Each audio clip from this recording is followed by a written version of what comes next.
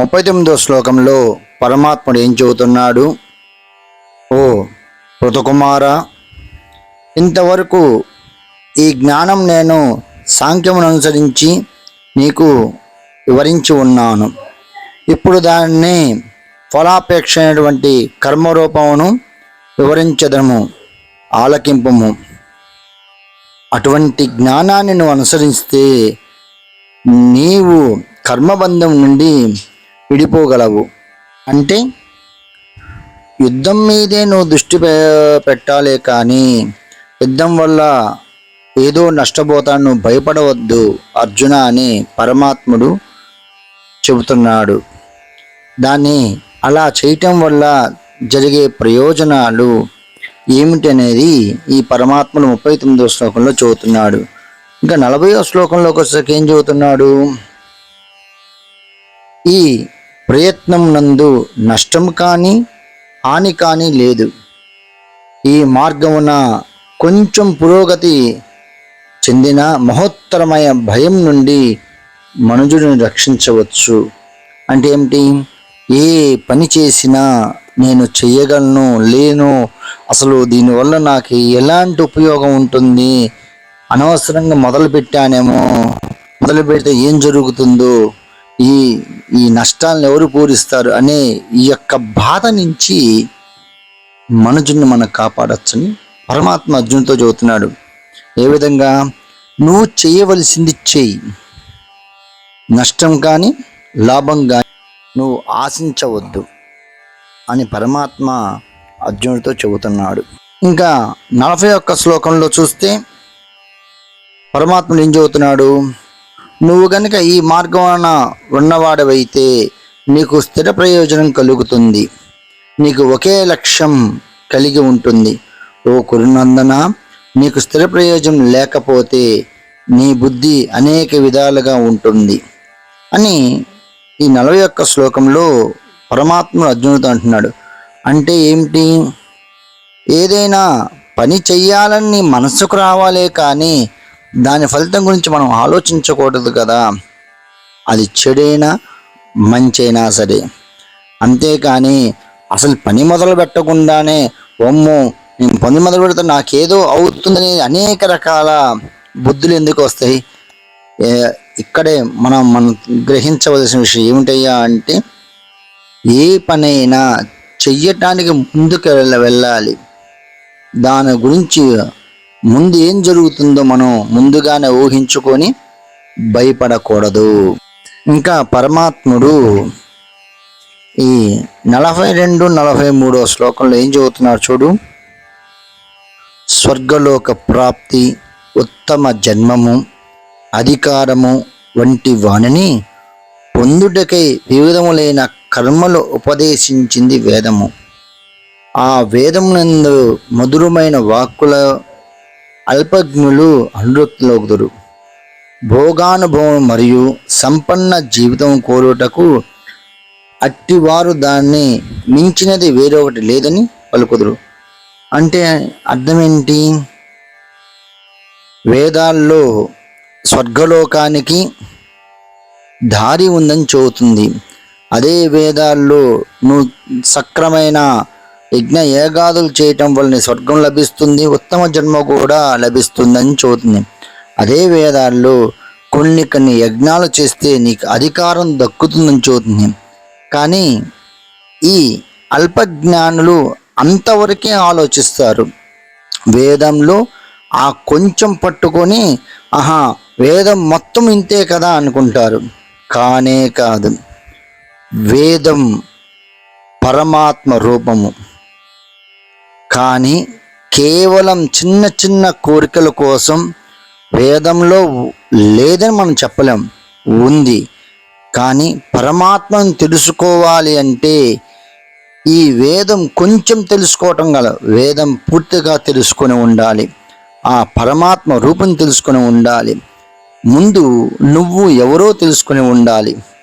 నేను ఈ యజ్ఞం చేస్తే స్వర్గానికి వెళ్తాను అనుకుంటున్నాడు, కానీ ఈ యజ్ఞం చేస్తే మంచి జన్మ వస్తుంది అనుకుంటున్నాడు. కానీ ఇదే ధ్యానం చేస్తే, ఇదే దైవాన్ని నమ్మితే మనము కర్మలన్నీ తీరుతాయి, భగవత్ ప్రాప్తి కలుగుతుందని ఎవ్వరూ ఆలోచించరు. ఇంకా 44వ శ్లోకంలో పరమాత్ముడు ఏం చెబుతున్నాడు? ఓ అర్జున, ఇది బాగా విను. భోగానుభవము మరియు లౌకిక సంపదలకు ఆకర్షితులై వానిచే మోహపరవశులైన వారు మనస్సునందు భగవంతుని భక్తి యొక్క సేవను గూర్చి కానీ స్థిర నిశ్చయం కలగనే కలదు. ఏంటయ్యా అంటే, నేను ఈ మధ్య మన యూట్యూబ్లో చాలా చూస్తున్నాను. ప్రతి వాళ్ళు ఈ శనేశ్వరుడు దానం ఇచ్చేస్తే శని దోష నివారణ అవుతుంది, అట్లానే అంగారకుడు కందులు దానం ఇస్తే అంగార గ్రహాలు దోషం అయిపోతుంది, ఇంకా అంతటితో అయిపోతుందా అంటే దాని అర్థం ఏంటి? వేదంలో చెప్పలేదు, మనం చెప్పట్లేదు, కానీ పరమాత్మని గ్రహించాలనుకోవట్లేదు ఎవరు కూడా. ఈ హోమం చేస్తే పని అయిపోయింది, ఇంకా అర్థం కంటే మా కర్మ తీరిపోయింది. అసలు కర్మ తీరిపోతుందనే భావన నీలో ఉంది, కానీ నేను పరమాత్మకి దగ్గర ఏ విధంగా అవుతాను మాత్రం ఎవ్వరికీ లేదు. ముఖ్యంగా మనం చాలా గమనిస్తున్నాము. ఇప్పుడు శ్రీసూక్తం చదివితే బాగా డబ్బు వస్తుందని, బాగా కలిసి వస్తుంది. అసలు శ్రీసూక్తంలో వేదంలో ఏం చెబుతుంది అమ్మవారి గురించి మనకి ఎవరికీ తెలియదు. ఇంకొకటి, అందరూ లలితా సహస్రనామాన్ని నేను 100 సార్లు చదివాను, 108 సార్లు చదివాను, కానీ నాకే ఫలితం రాలేదు. నువ్వు ఫలితం కోరి లలితా సహస్రనామం చదువుతున్నావా? లలితా సహస్రనామంలో అమ్మని గ్రహించగలుగుతున్నామా? మనం ఏమి ఆలోచిస్తున్నామంటే కేవలం ఉపయోగకరంగా ఉంటుంది అనుకుంటున్నాం అంతే. అది గొప్పదనుకోవట్లా. నాకు కష్టం వచ్చింది లలిత చేస్తే తగ్గిపోతుంది, నాకు జ్వరం వచ్చింది లలిత చేస్తే తగ్గిపోతుంది, అంతేనా? లలితా సహస్రనామంలో ఎంత గొప్ప విషయాలు ఉన్నాయి. అమ్మవారు ఎంత విధిగా అమ్మవారిని వర్ణన ఏముంది. కేవలం విషయ భోగాల గురించే ఈ సహస్రనామాలు చదువుతున్నారు, కానీ ఒక్కసారి శ్రీమాత్రే నమః అంటే ఏమవుతుందనేది ఎవ్వరికీ తెలియదు. కేవలం వాడుకలోనే వాడుతున్నారు. అట్లానే భగవద్గీత అందరం పారాయణం చేసాం, మాకేం ఏం కలగాలి భగవద్గీత? అసలు నువ్వేం నేర్చుకున్నావు భగవద్గీతలో? ఇక పరమాత్ముడు 44వ శ్లోకంలో ఏం చెబుతున్నాడు? భోగానుభవం మరియు లౌకిక సంపదలకు ఆకర్షితులు అవుతున్నావు. నాకు చాలా కష్టాలు ఉన్నాయి, ఈ భగవద్గీత చదివితే నాకేం కష్టాలు తీరుతాయా? కృష్ణ పాదాలు పట్టుకు మన కష్టాలు తీయడానికి కృష్ణ పాదాలు పట్టుకోవాలనుకుంటున్నావు, కానీ అరే కృష్ణ పాదాలు చూసే అదృష్టం నాకు కలిగిందని ఏ మనుజుడు అనుకోవట్లేదు. హరే రామ రామ రామ హరే హరే, హరే కృష్ణ కృష్ణ కృష్ణ హరే హరే అని చెబుతున్నారు. అందరం చేస్తాం, ఏంటి దానివల్ల? హరినామం చేస్తే ఆ కలిదోషాలు మొత్తం పోతాయి. వేదం చెప్పింది కరెక్టే. హరినామం చేస్తే కలిదోషాలు పోతాయని ఉంది. అంటే నువ్వు ఏ విధంగా చదువుతున్నావు? కలిదోషం పోవడానికి, నాకు కలిదోషమే రాదనుకుంటున్నావు. ఒక 1000 సార్లు చదివాను, అమ్మయ్యా ఈరోజు హరిరామ హరే కృష్ణ చదివాను, నాకు ఇంక కలిదోషం లేదంటున్నా. మరి నీ కర్మలు? అసలు మనం భగవంతుణ్ణి గ్రహించాలనుకోవటం లేదు. మనకు జరిగే కర్మలు తీరుతాయి, ఈ పని చేస్తే కర్మలు తీరుతాయి, ఆ పని చేస్తే మన కర్మలు తీరుతాయి అనుకుంటున్నామే తప్పితే, కేవలం చాలామందిని మనం గమనిస్తాం. మేము కటిక పేదవాళ్ళు ఉన్నాం, ఏదైనా హోమం చెప్పండి, ఏదైనా హోమం చేద్దాము, ఏదైనా జపం చేయండి, మా కష్టాలన్నీ తీరిపోవాలా, మేము ఇప్పటికిప్పుడు పెద్దవాళ్ళు అవ్వాలి, అంతవరకే ఆలోచిస్తున్నాడు మనుజుడు. ఒక్కసారి కృష్ణ పాదాలు పట్టుకున్నామా మిగతాది ఏది మనకి కనపడకూడదు. అప్పుడు మన భక్తి గురించి, ఓహో ఈ శరీరం పరమాత్మ తనను గ్రహించడానికే ఇచ్చాడు అని మనం తెలుసుకోగలుగుతాము. అంతేకాని విష్ణు సహస్రనామ పారాయణాలు, నేను విష్ణు సహస్రనామం 1000 సార్లు చేశాను, విష్ణు సహస్రనామే అనంతము, మళ్ళీ వీళ్ళు 1000 సార్లు చేయటం ఏంటి? దానికి ఒక లెక్క ఉందా? నాకైతే ఇది అసలు లలితా సహస్రనామ ప్రతిరోజు చదువుతానండి. ఎందుకు? మనం చదివే ఉపయోగం ఏమిటి? పరమాత్మ అదే చదువుతున్నాడు చూడండి, 44 శ్లోకంలో. భోగానుభవం గురించి నువ్వు ఆలోచిస్తున్నావు,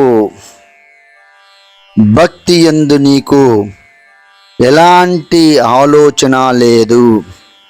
ఒకసారి మనము కనుక భక్తికి లొంగాము అంటే ఇహపర సుఖాలు మనకి ఏది కనపడదు. ఇహపర సుఖాల కోసం కనుక మనం ఉన్నాము అంటే మనలో భక్తి కనపడదు.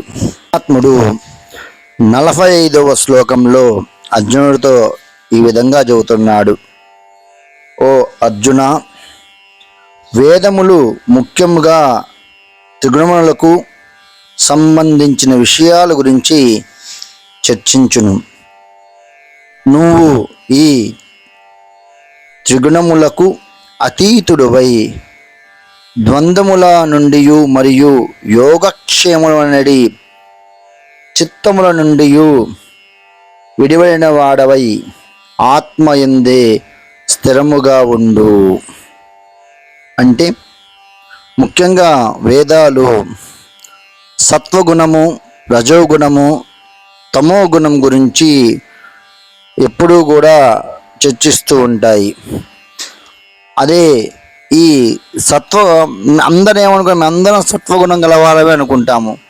సత్వగుణం అంటే ఆషామాషి ఇది కాదు. అంటే ముఖ్యంగా సత్వగుణంలో ఏది నాది కాదని ముందు తెలుసుకొని ఉండగలగాలి. ఉదాహరణకి ఒక మంత్రం చేస్తూ నేను సాత్వికున్నయా సత్వగుణమైనా అని చాలా ఇదవుతుంటాము. మంత్రము జరుగుతున్నప్పుడు మన ముందు లేదా నేను మంచివాడిగా ఉన్నానని మనకు అనిపించినప్పుడు మన ముందు కొంత డబ్బు కనపడ్డప్పుడు రజోగుణం ఏర్పడుతుంది. ఏ విధంగా? అది నాకు దక్కాలని కోరిక ఏర్పడుతుంది. అదే కోరిక రజోగుణం కిందకి వెళ్తాము. అదే డబ్బు మనకి దక్కక వేరే వాడికి దక్కిందనుకో, తమో గుణం మనలోంచి అప్పుడే ఆవిర్భవం అవుతుంది. అది నాది, నువ్వెందుకు తీసుకున్నావు, నేను ముందు చూశాను అంటే ఏమిటి? ఇక మనం గమనించాల్సిన చాలా గొప్పగా ఉంటుంది. ప్రతి వ్యక్తిలోనూ తమో గుణము, రజోగుణము, సత్వగుణము ఉంటాయి. ఎక్కువగా కలియుగంలో తమో గుణము, రజోగుణం ఎక్కువగా ఉంటాయి. సత్వగుణము 100కి 99% మందికి ఉండదు. ఆ ఒక్కరు ఎక్కడో ఉంటారు. ఎట్లాగయ్యా అంటే మన రమణ మహర్షి లాగా. ఇంకా ఆలోచిస్తూ పోతే ఇంకా పరమాత్మ అర్జునుడు ఈ 3 గుణాలకి అతీతుడై ఉండమంటున్నాడు. ఇవి కూడా కాదు, ఇంకా దానికి అతీతమైంది ఇంకొకటి ఉంది, అదే గమనించు అంటున్నాడు పరమాత్ముడు. ఇంకా ఏమంటున్నాడు? నువ్వు ప్రతి విషయాన్ని నాకు దక్కుతుందా లేదా అని ఆలోచన నీకు వద్దంటున్నాడు. యోగక్షేమాల గురించి నీకు బాధ వద్దంటున్నాడు. ఇవన్నీ వదిలేసి నేను ఎవరు, ఈ ఆత్మ ఎక్కడి నుంచి వచ్చింది, ఈ శరీరాన్ని నేను ఎందుకు ధరించి ఉన్నాను, ఈ శరీరం క్షీణిస్తుంది కదా, మరి నేనెవరు? నేనైతే క్షీణించను కదా.